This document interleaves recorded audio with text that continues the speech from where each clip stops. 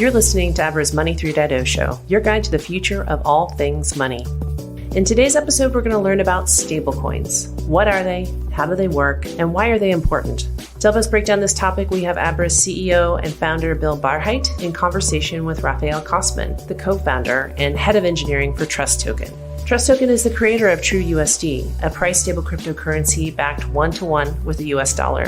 Bill and Rafael cover a lot of ground in this conversation, including Rafael's thoughts on how Facebook's Libra project could impact the stablecoin ecosystem and what's coming next from TrustToken and Abra. This podcast is powered by BlockWorks Group. For access to premier digital asset conferences and in-depth podcast content, visit them at blockworksgroup.io. Before jumping in, remember, the information presented in this podcast is provided for informational purposes only and should not be used or construed as an offer to sell or a solicitation of an offer to buy any of the financial assets discussed. Any opinions expressed herein are subject to change. Neither Abra nor any of the participants in this podcast make any representation as to the suitability or appropriateness of these financial assets for individual investors. And with that out of the way, on to the show. Hello, everyone. Bill Barhydt here. Welcome to another episode of Abra's Money 3.0. I am particularly excited about today's episode. We're going to be talking about stablecoins, and with me, I've got Rafael Cosman, co-founder and head of engineering and product at TrustToken. So, Rafael, welcome to Money 3.0. Thank you. Good to be here. Yeah, thrilled to have you here. We're going to get into stablecoins, their role in the crypto ecosystem. I also want to talk about, we're going to talk about TrueUSD, which is your first product, and I understand you've got some new products coming out, which we'll get into. But how did you get into crypto in the first place? What was your first foray into crypto, and what was your kind of route to get here at TrustToken? Yeah, so I originally heard about crypto when I was an undergrad studying computer science, and I had just seen it as a really cool technology, but only started working in it full time, really focusing on it within the last couple of years. And it was really seeing the opportunity that was here in crypto, especially with Tether being such a popular product, but also so untrustworthy. That was really interesting to me and my co-founders. And we said, hey, we think that there's a big opportunity here to build a much more trustworthy version of this type of thing. Yeah. Now, and so you were down the road here at Stanford. Was there a community already of people a few years ago that were focused on crypto where you could talk about it with other people, or were you just more or less a party of one at that point? There was a little bit. It was small. We do have Dan Boneh, who is one of the fathers of cryptography. He's a very, very famous cryptography professor. I took a bunch of his classes, and that was one of the things that started to get me interested in it. But I think that for me, just like many other people, it can sort of be kind of an intellectual curiosity, but then there's sort of a moment when you say, oh, wow, there's actually a huge opportunity here to build some products and tools that can really change the world. Fantastic.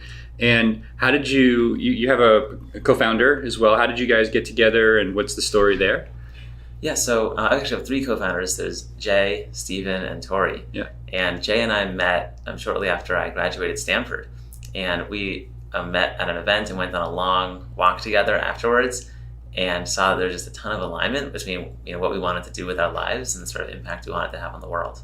And so we decided it made a lot of sense for us to team up, and we just spent a lot of time hacking out projects, figuring out what we wanted to do. Now, when you and I first spoke a couple of years ago, you guys were trying to do something quite different or different than what you're doing now. How did you guys end up making that transition from what you were doing, I should say, to what you're doing now? Yeah, so when we originally started this company, it was actually an estate planning company. So we made software that helps people make their wills and trusts. Yeah. And then we were getting to a certain stage with that product. We had our first customers, starting to get our first revenue, and we just saw what was happening in crypto and just got very interested in it and saw the opportunity that was presented in terms with Tether.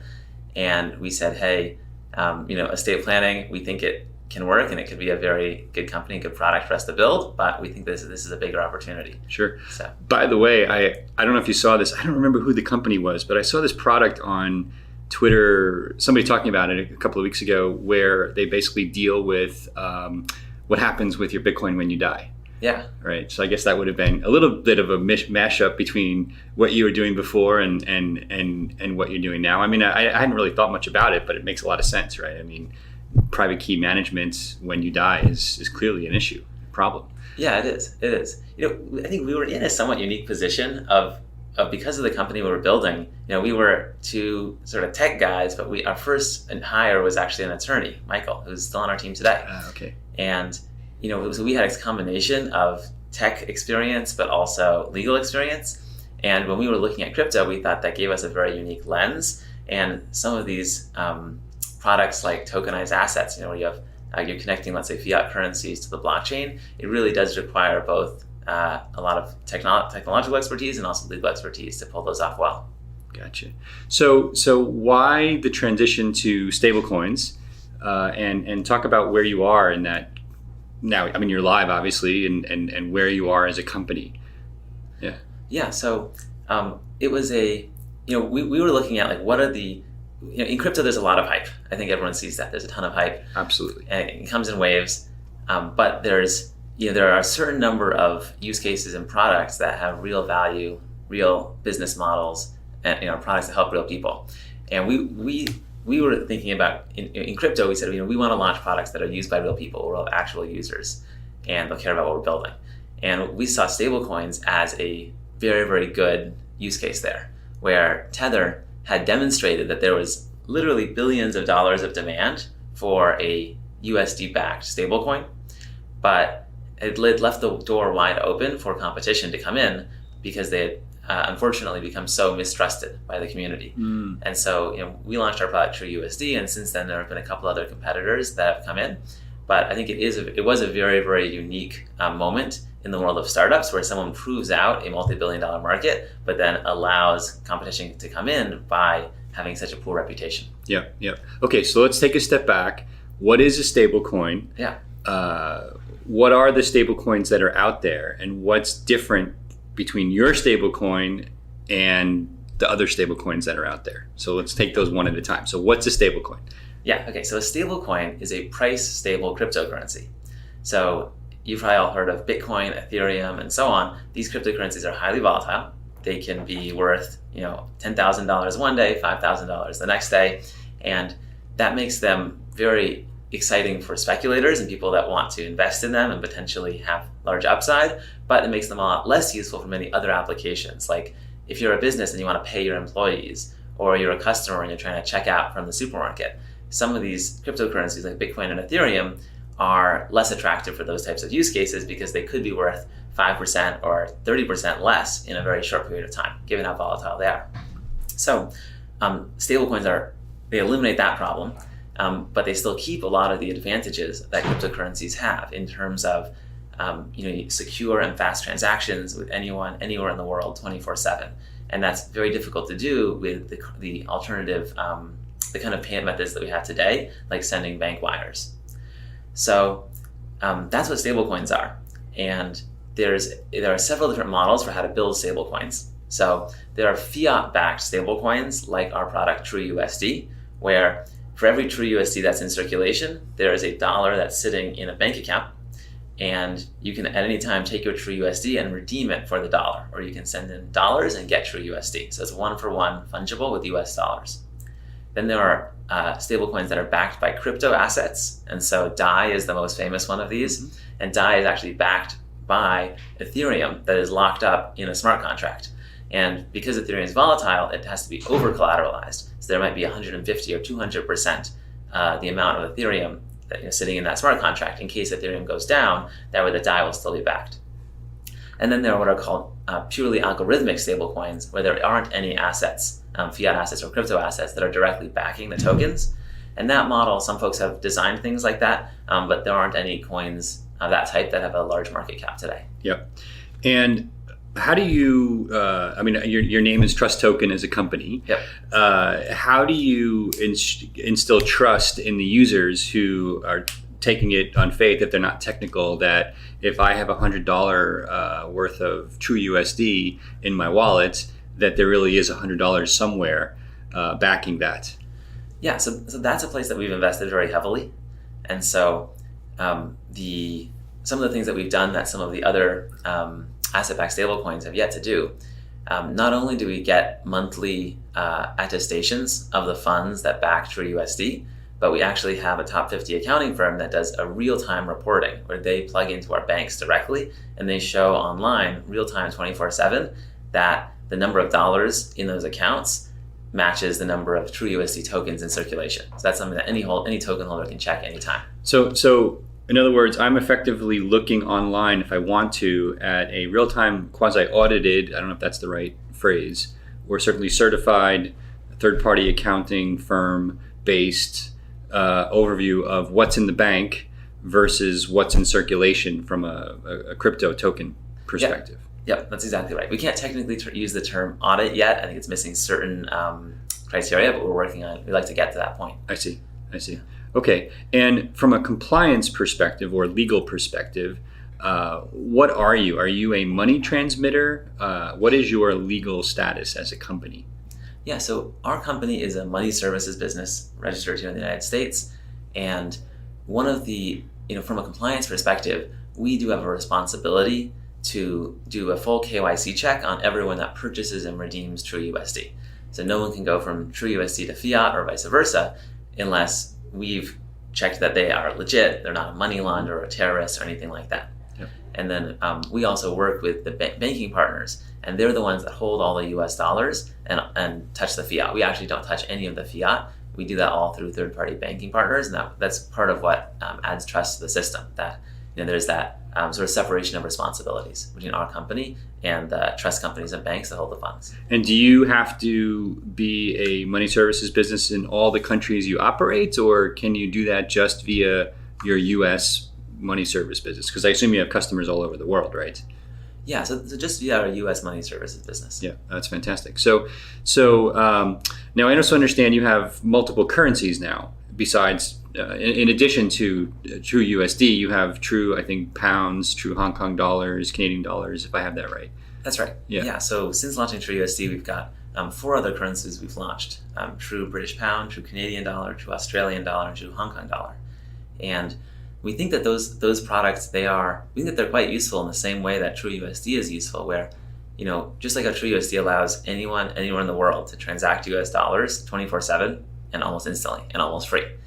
We're now expanding that to basically have multi-currency support, where we can put a full multi-currency account in the pocket of every person on the planet and say, you can transact in any of these currencies with anyone else 24/7 with minimal fees. And the online overview of what's the bank balance is for those Hong Kong dollars is there to see, just like the US dollar balance. It's no different. Is that true? So for those additional accounts, we have the monthly attestations, but we're still working on getting the real-time reporting set up. It is a little bit more difficult because we're working with different banking partners for those, and we launched them more recently, but that is something we're aiming to add in the future. I see. So those banks would be outside the US effectively because they're not US currencies, or they're at least different banks? Some of them are inside the US, some of them are outside the US. I see. Very interesting. Okay. And talk about the technology architecture. If I have a wallet, or if I'm holding managing private keys, what am I getting technically when I'm holding True USD? Yeah, so True USD is an ERC20 token. Yep. And so for folks that aren't familiar with ERC20 tokens, they're a type of token that's built on top of Ethereum. You can think of Ethereum as being like a decentralized computer, and you can write all kinds of programs on this computer that will run in a trustless way. And an ERC20 token is a particular type of program where it's a very simple program. It's basically just keeping track of everyone's balances of this thing that we call True USD. And if you've got a balance of 100 True USD, then you can transfer some to another person just by calling the smart contract, signing a transaction, and saying that you want to make that transfer. And so what you're holding, if you hold True USD, is it's literally just a balance in that smart contract, which says Bill Barhydt has 50 True USD, Rafael has 20 True USD, and that number in that smart contract, that is what True USD is. Gotcha. And do you know how many people are holding True tokens today, True USD or otherwise, other currencies? Well, yes and no. So the number of wallets that are on chain, that we can view. Sure. And that's usually in the thousands or tens of thousands. It fluctuates up and down. But there is a lot of information that's off chain that we can't see. So for example, an exchange like Binance, right. They're holding huge amounts of True USD, and then that's held in one single hot wallet or a hot wallet on a cold wallet. And they could have thousands or tens or hundreds of thousands of users that are holding those TrueUSD, and there's no way for an external party to be able to see how many users are using TrueUSD. Do you have a guesstimate as to how many, if you would include the exchanges, how many people that might be? We've got some guesstimates, but there are wide error bounds. So I don't know if there's anything that we could say with confidence on that side. And what is the dollar volume of tokens in circulation today? Well, okay, so market cap is very well defined and easy to measure, and TrueUSD has a market cap of around 182 million. Okay. But one of the issues with volume is that volume is very easy to fake, and so unfortunately, it is the case that most volume in crypto across all markets, most volume is actually fake. Sure. And you can look at certain exchanges that have very strong reputations, and it's more like that their volume is real, but there are a lot of exchanges that have fake volume. And so the reported volume on CoinMarketCap for TrueUSD is oftentimes in the $200 million or so over 24 hours, but that does fluctuate a lot. And we do think that a lot of that may be fake volume, and that's the case across crypto, that there are many exchanges that are sort of incentivized to report fake volume. Sure. And when you say fake volume, that's transaction volume as opposed to just the number of the dollar value of true tokens in circulation, which you can't fake because those are mapped one-to-one with dollars. So if I was to go to the website right now and look up the dollar volume of TrueUSD, what number would I see, or close to what number would I see? Yeah, so TrueUSD, the actual market cap today is 182 million. Gotcha. That's what you can see on CoinMarketCap. That's very reliable. But the volume, which right now is reported to be 243 million, that you'd have to really dive into that and figure out what parts are real and parts are fake. Unfortunately, many people do take this kind of thing on faith, and that's not it's not really accurate.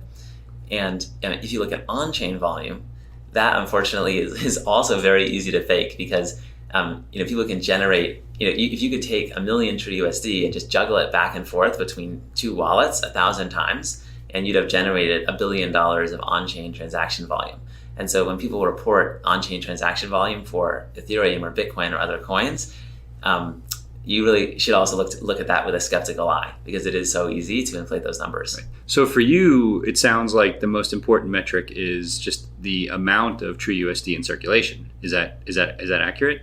Yeah, that is accurate. But then we also focus on a lot of the things that are leading indicators of that in terms of the integrations that we're building with exchanges, wallets, and other partners, the level of trust that we have with the community, and so on. Right.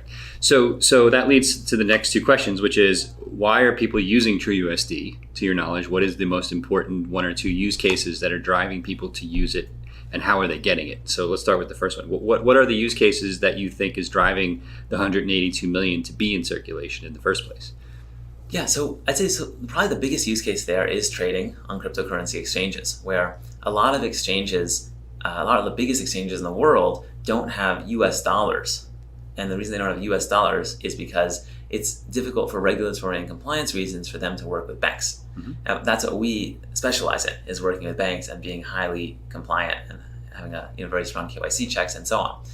So many of these exchanges, they struggle to be able to have US dollars or other fiat currencies directly on the exchange, but it's not a problem for them to have stablecoins on the exchange because that's just another cryptocurrency. And so, historically, the way that the cryptocurrency ecosystem worked is that there were a small number of exchanges, like let's say Coinbase, that did have fiat. They had US dollars. And they would act as the on-ramp for people to get money into crypto. And then there were a lot of exchanges that were just crypto only, and people would trade back and forth on these crypto only exchanges. But the world is somewhat shifting now, where rather than these exchanges being the gateways for bringing money into crypto, stablecoins are taking on that role. And the reason that makes more sense and is helpful for people is because you can put your money into a stablecoin, and that stablecoin can be listed on all kinds of different exchanges, whether or not those exchanges can support fiat directly. And so then once you have your money in that tokenized form, like TrueUSD, then you can move it around easily anywhere. Right, makes perfect sense. And that's obviously how large exchanges like Binance work, where there is no fiat on-ramp or off-ramp from the banking system. They're 100% stablecoin based if you're holding fiat on their system, or stablecoin based fiat, I guess is more accurate. That's right. And so that is actually that today is more common than not that you have the exchanges do not have their own fiat but are doing that through stablecoins. Right. Now there are several stablecoins that they support. and all the exchanges support. Why are people using TrueUSD when they're using it versus a Tether or another form of stablecoin? Yeah, that's a good question. So today, I'd say there's 4 main stablecoins on the market with significant market cap. So there's Tether, USDC, Paxos, and TrueUSD. There's also DAI, which is a bit smaller, and that's the one that's crypto-backed. It's backed by Ethereum rather than Fiat. But for these 4 large fiat-backed stablecoins, I think Tether is by far the largest. It's got about $4 billion of market cap, and the other ones are in the hundreds of millions. So they're a whole order of magnitude smaller. And the primary thing that makes people not want to use Tether is that they do have somewhat of a poor reputation these days in the space. And that's because of some of the stuff that has happened in terms of them being subpoenaed by the federal government and subpoenaed by the New York regulators, losing a lot of their banking relationships, getting hacked, a lot of issues that they've been facing that have really challenged their trust with the community. Yeah.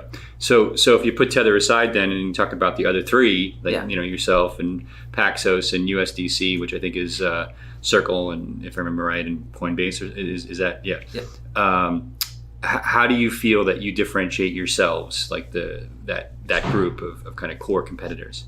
Yeah, so those 2 products are pretty similar, and many people don't know which one that they want to choose. The thing that we're focusing on the most in order to differentiate TrueUSD is building deeper integrations with the wallets, exchanges, and other apps that we work with.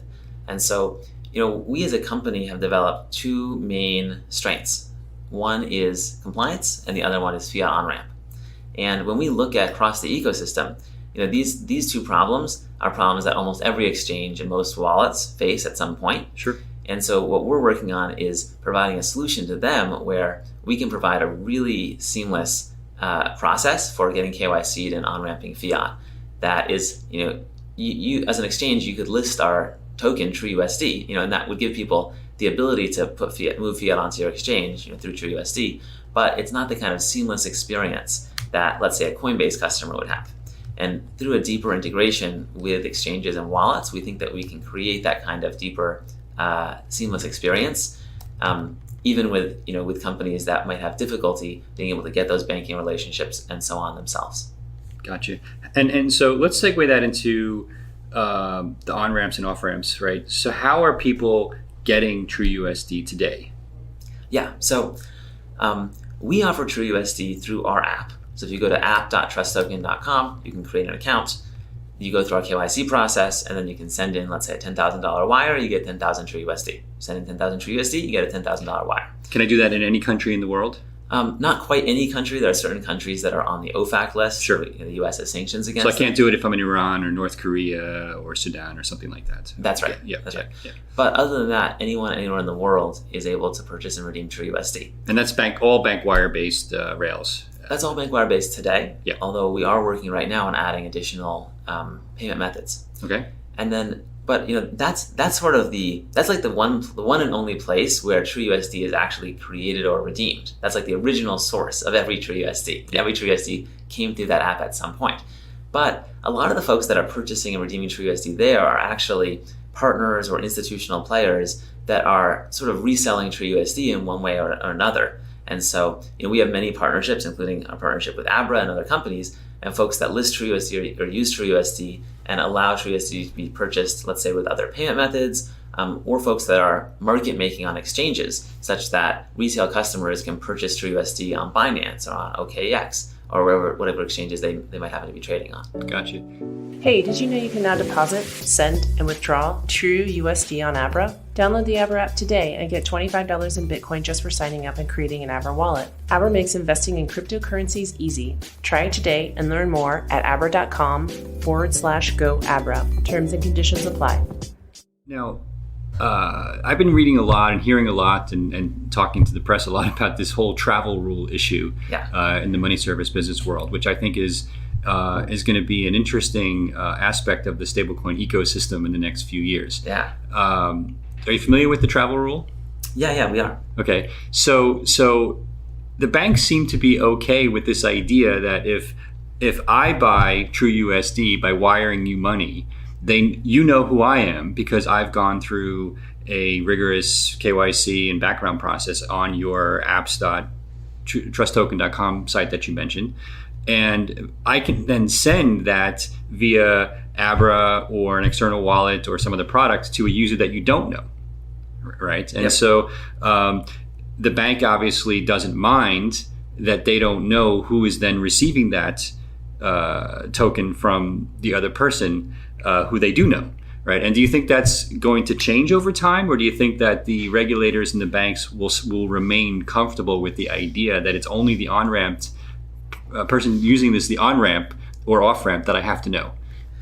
Okay, so let's dive into the travel rule. So the travel rule, what it specifically is saying is that a digital asset service provider, like let's say an exchange. Well, the travel rule itself is general money service business regulation, which precedes crypto, right? I mean, the travel rule has been around since basically the Patriot Act. Yeah. Now we're talking about the application of the travel rule explicitly to crypto, right? Which is slightly different. Yeah. So the FATF, the Financial Action Task Force, has recently released guidance saying the travel rule does apply to crypto, and they've provided some guidelines onto exactly how it applies to crypto. Yeah. And what they said is basically if I'm an exchange and you're an exchange, and someone is, let's say, transfers money from my exchange to your exchange, that I have to send along a little piece of information, with some of that user's KYC data. And this is something that banks do today, and it's pretty straightforward and well known how this is done in the conventional finance world. But in crypto, there's still a lot of open questions of how will that information actually be transferred, and how do you make sure that you're not violating someone's privacy and so on when you're doing that. Yep. So it is something that we've thought a bunch about. There isn't right now a single solution that is we see a lot of cryptocurrency companies adopting, and so I think over the next 6 months or so we're going to be seeing various solutions roll out.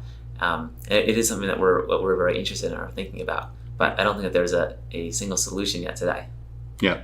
Now, if I realize this isn't your core business, but just as an aside, if I actually take Bitcoin from, let's say, Coinbase and send it to Abra, and then take that money from Abra and send it to a cold wallet or an offline wallet on my hard disk that's not on an exchange, and then take that and send it via an on-chain transaction to another wallet, and then send that to another exchange, there's no way that the last exchange can know that the money started at Abra or Coinbase. There's simply no physical way to know, or guaranteed to know. And just so it seems to me that this is going to be a big uphill challenge to even be able to comply in a lot of ways. I don't think it's actually quite as bad of a situation as that, because my understanding of the guidance that FATF has put forward is that this information, this certain amount of KYC data, it has to be transferred if someone's sending money from, let's say, one exchange to another, and one digital asset service provider to another digital asset service provider. But if you take some funds off of an exchange and you put it onto, let's say, a hardware wallet that you control, and then you let's say from there you send it to a friend, or you send it to another exchange, or whatever you want to do with it. At that point, there isn't any KYC data that has to be sent. That's my understanding of. That's my understanding as well. So I think that we don't have to solve that. I think that problem of how would you get the KYC data to travel with the funds, even if it goes into, let's say, hardware, I don't think we need to solve that. I think it really is just transfers between digital asset service providers. Yeah, I think my point is less that it's a problem. There's no technical problem to be solved. It's just the whole point of what they think the travel rule is and how it should apply to crypto is mostly untenable, because when you overlay what they want to do with the scenarios I'm describing, you end up with a whole bunch of data that's completely useless because all of the scenarios in between of where the money could be or go or whatever, they can't account for. And so I'm just questioning whether or not it's even useful at all at some level. I mean, we're not here to make regulation, of course, but it just seems like there's other things that they could be spending their time on that are more useful than just the movement of crypto between exchanges. But who knows? So my understanding is you've got a new product coming out as well. You want to talk a little bit about that?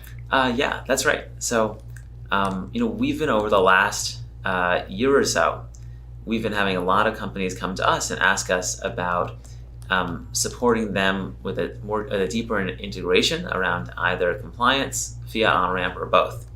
And so we've been thinking about that and come to the realization that it really is, these two problems of compliance and fiat on-ramp are really problems that almost every crypto company faces at some point, whether they're an exchange or a wallet or many others.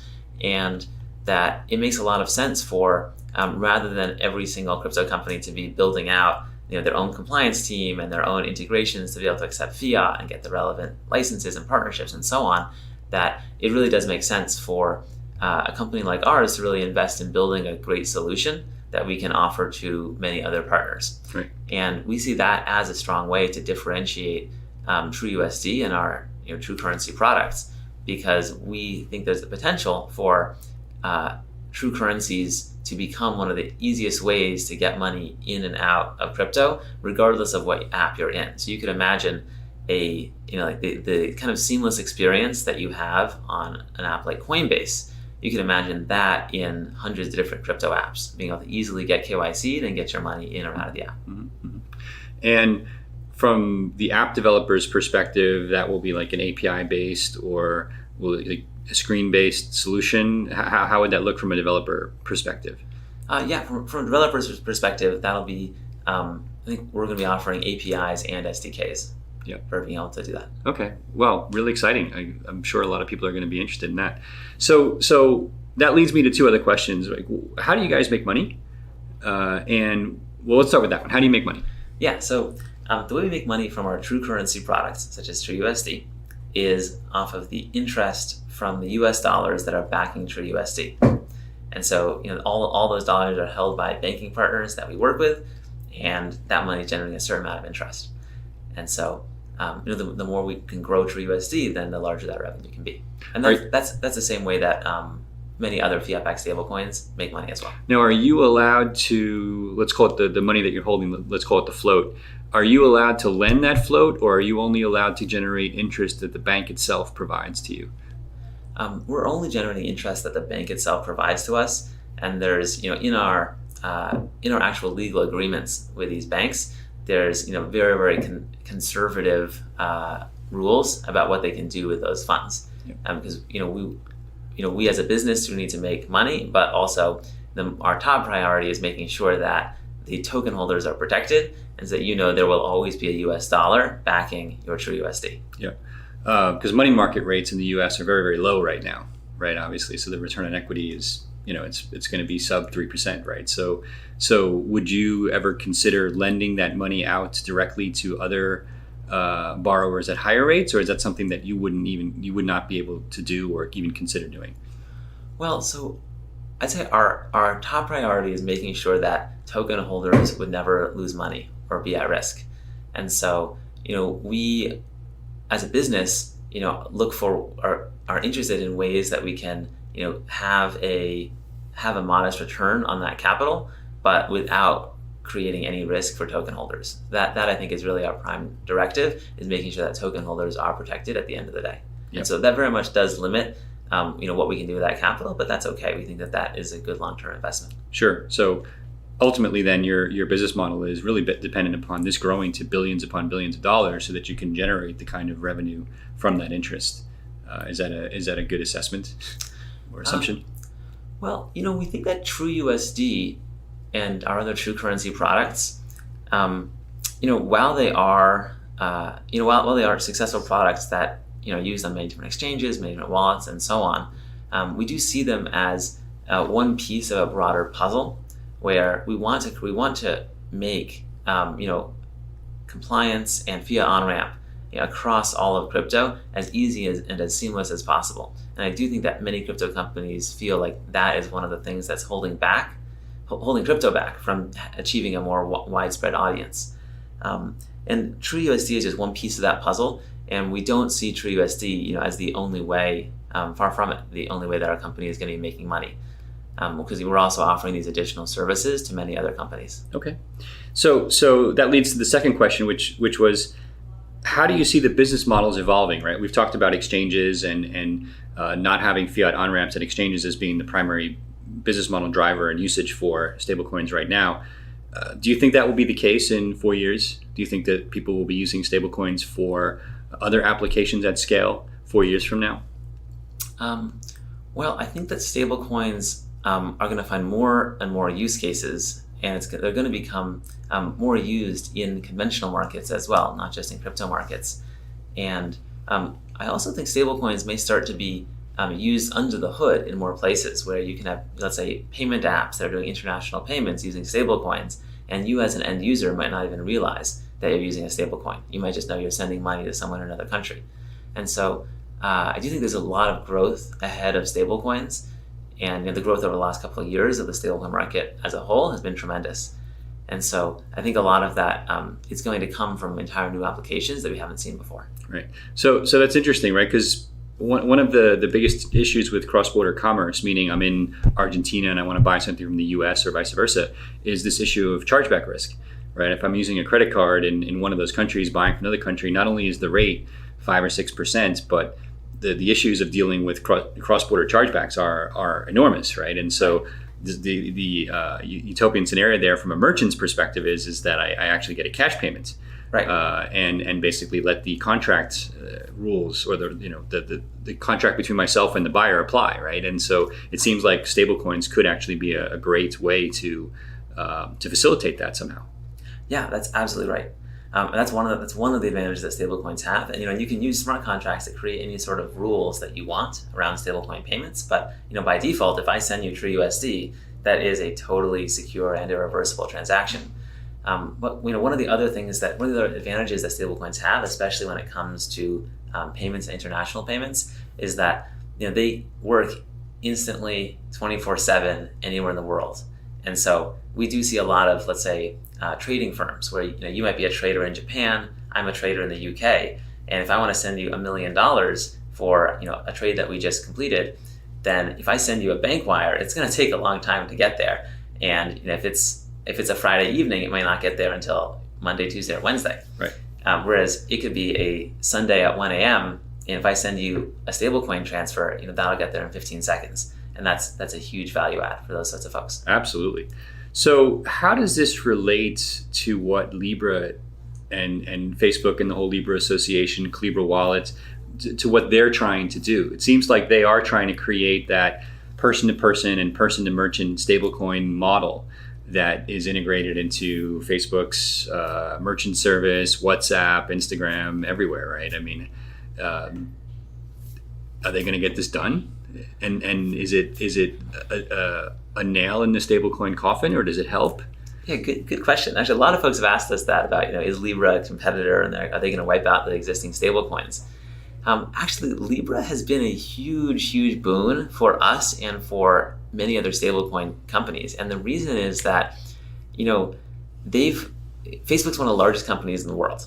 And them announcing that they are investing significant resources in a stablecoin project, that has opened all kinds of doors for stablecoins. Where now, Fortune 500 companies around the world are looking at stablecoins and saying, wow, there must be a significant opportunity here. We need to start figuring out how can we use stablecoins in our business? What sorts of partnerships or investments should we be making?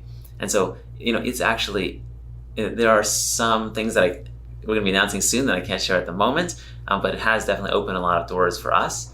And Libra is also probably quite a ways away from actually launching. There's some possibility it might not launch, but they've definitely faced strong headwinds from regulators, and have also had many of their partners, such as PayPal and others, back out of sort of the Libra coalition. And so they've both put a lot of wind into the sails of stablecoins by just one of the largest companies in the world saying this is a huge opportunity, so big that we want to go after it. But it probably will be a while before they actually present any real competition. But let's talk for a second about why they're doing Libra the way they're doing it. I mean, they obviously could have done it the way you're doing it, which is to build an ERC20 or Ethereum-based token where they're simply holding a pot of dollars or a pot of euros or both. Like they could have a Libra dollar, a Libra euro, a Libra yen, Libra peso, et cetera, et cetera. But instead, they chose not only to create a basket, but more importantly, to not use Ethereum and basically create their own blockchain. Now, I believe the reason that they're doing that is that they know that they have 1 billion users across all of these services. And if they were all to basically start using ERC20 based stablecoins, it would be a disaster because the Ethereum network couldn't handle the load, and transaction fees would skyrocket to where they were when CryptoKitties were popular and Bitcoin was at 20,000. And so I'm curious to get your perspective on that and how that relates to what you guys will have to do over time to get to those other use cases in a scalable way. Yeah, so I hope that we do have some of those problems. I guess, first of all, touching on the currency side, their decision to make it a token that's backed by a basket of currencies, we think that is somewhat antithetical to the real power that cryptocurrencies and smart contracts provide. We see it as we're putting out building blocks that many other folks can use, True USD and True British Pound and True Hong Kong Dollar. And then, any developer in the world today could write a smart contract that is a basket. And you could say, I'm going to do 50% this one, 50% this one, or you could have it change over Abra time. does that. We do that in everything. So I actually think that's an easy problem to fix. I think that was a mistake. I think internally there's, my impression from what they've said publicly, I don't have any inside info, is that they are moving in the direction of recognizing that mistake. So my point is this is still the same, which is whether they have multiple baskets, which are one is dollars, one is euros, or they mash them up together, the point is the same, right? They don't trust Bitcoin and Ethereum to scale, and therefore they need their own system. Is that correct when you think about it in the context of Facebook's numbers and the number of users versus where we are in our shared ecosystem of exchanges and wallets and et cetera, et cetera? Well, so I do see those as two separate issues. Sure. And so on the currency one, I do think that the model of producing individual currencies and then allowing the ecosystem to develop around those and create various baskets, I think that is a better model. And I think Facebook folks might see that. But I think they will get there eventually, because I think they're creating unnecessary political discussions that don't add any value to either the consumer or to their day in general, right? So I think they'll punt on that soon enough. But then it really becomes the other issue, which is more about architecture and which platform do I develop on? Yeah, so on the architecture side, that's a place where, True USD is actually, it's not just an ERC20 token. We recently added support for Binance Chain. Mm-hmm. And so True USD is also a BEP2 token. And Binance Chain has different trade-offs than Ethereum. It's got much faster block times, around 1 second instead of 15 seconds. Mm-hmm. And that means that if you wanted to, let's say, buy a cup of coffee at Starbucks, that using the Binance Chain instead of the Ethereum token might be a good choice. And as we watch the blockchain ecosystem developing, and we see different winners and losers coming out, we can definitely add support for TrueUSD to other blockchains, or even potentially build our own blockchain down the road. It is something that we've considered, but we wouldn't want to build that unless we felt confident that it would be used and that it would be genuinely useful to our users. But when the time comes, that's not something that we would hesitate to do. Yeah. So the bottom line is if Bitcoin, when Bitcoin goes to 50,000 and Ethereum comes along for the ride, sure, and we have the next crypto kitty craze or whatever the equivalent is, you're not afraid that you guys won't be able to scale person-to-person transactions with crazy gas fees or mining fees or whatever the equivalent is? No, because we will just be adding. So if Ethereum is really clogged up, developers and users will be moving on to new blockchains, and there's nothing that stops TrueUSD from being able to go cross-blockchain to those folks as well. And so similarly with Libra, them adding Libra support, adding an ERC20 version of Libra and adding a Binance Chain version of Libra, that would be totally possible and reasonable for them to do, as well as having it on their own chain. I see. So in theory, you could, and I don't, maybe you are working on this. I don't know, EOS or Stellar or absolutely even I guess I don't know, Ripple-based versions, IOU-based versions of what you're doing, right? That's all theoretically possible. Yeah, that's absolutely possible. And many of those blockchains. Many of those folks have approached us and asked us if we could add support. Yeah, I'm sure. And it is a significant developer investment on our side to be able to do that. But it's something that we're interested in doing over time as we can see which blockchains end up getting the most use and which ones don't. Is there one protocol you're particularly excited about that isn't getting a lot of use today? I'm curious. I don't want to speak to any particular one right now. Oh, come on. I think having our stablecoin across a variety of protocols, ones that focus more on decentralization, like Ethereum, or ones that focus more on speed. I think having across a variety that have chosen different trade-offs. Yeah. I think that's really the best model for a token. Right, I agree with that. But if you were developing TrueUSD from scratch today, would you do it the way you've done it? Yeah. Okay. Yeah, I think that we would. I think that if we had billions and billions of users, we might be moving forward building our own chain. Yeah. I can see that happening much sooner. But given the level of usage that we have right now, I think that the blockchains that we're on are serving us well. Gotcha. How many employees at TrustToken? 23 right now. Cool. And we're in your office in San Francisco. All here in San Fran? We've got a couple folks that are remote, and we're actually right now opening up an Ireland office. Oh, right on. Okay. And we just think it's helpful to be able to hire quality talent across multiple jurisdictions. Absolutely. And you guys are venture capital backed? Yep. Yeah. How much have you announced in terms of raising so far? How much have you raised? We've raised about $30 million. Great. Fantastic. Is there anything else our audience should know about TrustToken or TrueUSD? I'd say if you're interested in our products, feel free to go to TrustToken.com and you can learn more about them and you can purchase them.